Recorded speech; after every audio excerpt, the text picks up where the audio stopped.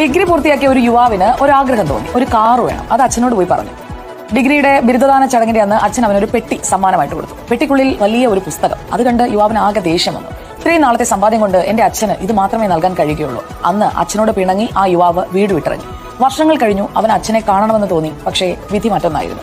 യുവാവ് വീട്ടിലെത്തുന്നതിന് ഒരാഴ്ച മുൻപ് അച്ഛൻ മരിച്ചു. അച്ഛന്റെ മുറിയിൽ കയറിയപ്പോൾ അന്ന് താൻ വേണ്ടെന്ന് വെച്ച പുസ്തകം അവൻ കണ്ടു.